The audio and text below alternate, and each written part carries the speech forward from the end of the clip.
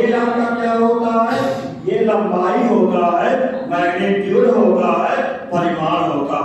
अब हम बात करते हैं देखिए अदिश गुणन के बारे में।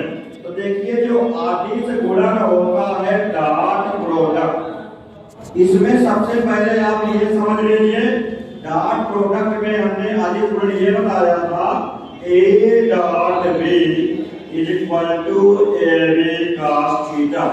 ए डॉट बी इक्वल टू क्या होता है, ए बी cos थीटा। तो इसमें जब आप cos थीटा की वैल्यू निकालेंगे तो ए डॉट बी अपॉन मान ए मान बी, ये cos theta angle between two vector है, दो सदिशों के बीच का कोण है। कभी कभी बोर्ड में क्वेश्चन आ जाता है कि दो सदिशों के बीच का कोण निकालिए, तो यही फार्मूला लगाओगे cos theta equal to A dot B upon मान ए मान बी। ये होता है दो सदिशों के बीच का कोण के बारे में। ये देखिए पहला फार्मूला हो गया।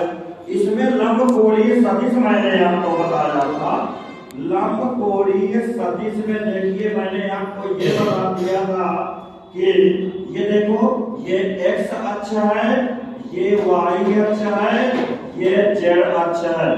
तो इसमें आप लोग एक बात समझ लीजिए, x अक्ष का एकांक सदिश यूनिट वेक्टर i कैप होता है, y एक्सिस का j कैप होता है, z एक्सिस का k कैप होता है। तो देखिए अब आप लोग क्या करेंगे, इसमें आप लोग ये समझेंगे कि i cap dot i cap, i cap dot i cap 1 होता है, j cap dot j cap 1 होता है, k cap dot k cap 1 होता है।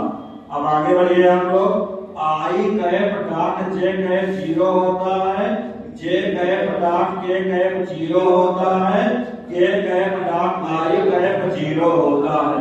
अब आप देखिए ये था अदिश गुणन डॉट प्रोडक्ट। इसको पढ़ते क्या है, a डॉट b, इसको पढ़ते क्या है, a डॉट b पढ़ते हैं। अब देखिए हम बात करते हैं सदिश गुणन के बारे में। ये देखिए जो सदिश गुणन है इसको क्रॉस प्रोडक्ट कहते हैं, सदिश गुणन को क्रॉस प्रोडक्ट कहते हैं। इसमें देखिए बोर्ड में क्वेश्चन आता है a क्रॉस b, आप लोग जानते हैं a क्रॉस b होता है A B sine theta n cap, जहाँ यन कैप एकांक सदिश है।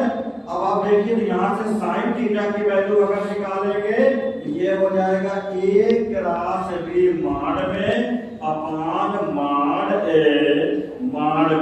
एल कैप में मतलब क्या होता है, एल कैप का मान 1 हो जाता है। तो a क्रॉस b की वैल्यू क्या हो जाएगी, ए बी साइन थीटा हो जाएगी, साइन थीटा की वैल्यू क्या हो जाएगी, मान a क्रॉस b अपॉन मान a मान b।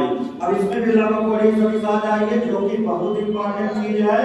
तो इसमें आपको गोनल वेक्टर लंबकोणीय सदिश के बारे में सुन लीजिए। ये देखिए ये x अक्ष है, x एक्सिस है, y एक्सिस है, ये z एक्सिस है। तो आप जानते हैं i cap cross i cap, i cap cross i cap क्या होता है 0, j cap cross j cap क्या होता है 0, k cap cross k cap क्या होता है 0। आगे बढ़िए। अब इसमें देखिए i cap cross j cap, देखो साइकिल बनाइए। ये देखो हमने एक साइकिल बना लिया। ये देखो ये i कैप है, ये j कैप है, ये k कैप है। अगर इसको को i से j की ओर घुमाते हैं तो इधर की ओर चलेंगे एंटी क्लॉकवाइज, घड़ी के विपरीत दिशा में चलेंगे तो क्या हो जाएगा, पॉजिटिव आएगा, और क्लॉकवाइज चलेंगे घड़ी की दिशा में चलेंगे तो नेगेटिव आएगा। देखो i क्रॉस j, ये देखो आपको k कैप मिला, j क्रॉस k, ये देखो i कैप मिला, k क्रॉस i, ये देखो j कैप मिला। अब आप उल्टा चलिए, i क्रॉस k, ये देखिए i क्रॉस k, ये हुआ माइनस j कैप, के क्रॉस, ये देखिए के क्रॉस जे, ये हुआ माइनस आई का, जे क्रॉस, ये देखिए जे क्रॉस आई, ये हुआ माइनस एक है। अब आप सुनिए, देखो इस बार यूपी बोर्ड हो सीबीएसई बोर्ड हो, त्रिभुज का क्षेत्रफल एरिया ऑफ ट्रायंगल, समांतर चतुर्भुज का क्षेत्रफल एरिया ऑफ पैरेललोग्राम, ये आएगा। ठीक है, देखिए अब आप समझिए